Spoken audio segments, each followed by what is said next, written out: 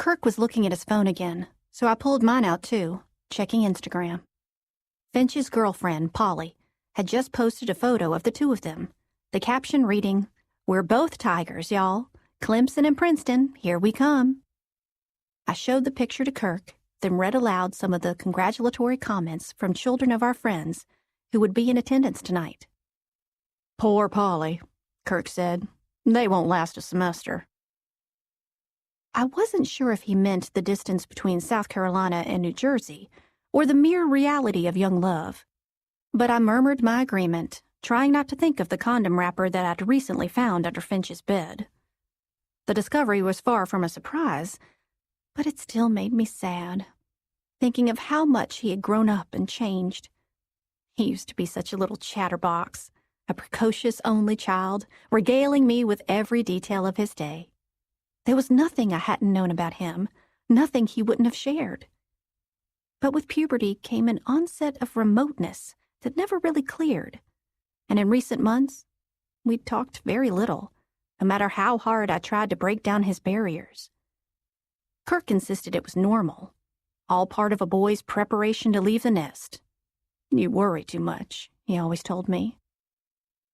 I put my phone back in my bag, sighed, and said, "Are you ready for tonight?"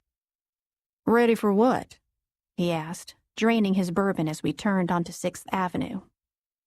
"Our speech," I said, meaning his speech, though I would be standing beside him, offering him moral support. Kurt gave me a blank stare. "Speech? Remind me, which gala is this again?" "I hope you're kidding." "It's hard to keep them all straight." I sighed and said, "The Hope Gala, honey." "And we're hoping for what, exactly?" he asked with a smirk. "Suicide awareness and prevention," I said. "We're being honored, remember?" "For what?" he asked, now starting to annoy me. "The work we did bringing mental health experts to Nashville," I said, even though we both knew it had much more to do with the $50,000 donation we'd given after a freshman at Windsor took her life last summer.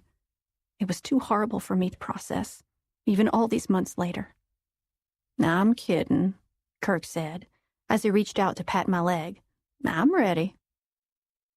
I nodded, thinking that Kirk was always ready, always on, the most confident, competent man I'd ever known. A moment later, we pulled up to the hotel. A handsome young valet swung open my door, issuing a brisk welcome. "Will you be checking in tonight, madam?" he asked. I told him no, we were here for the gala. He nodded, offering me his hand, as I gathered the folds of my black lace gown and stepped onto the sidewalk. Ahead of me, I saw Melanie chatting amid a cluster of friends and acquaintances. The usual crowd.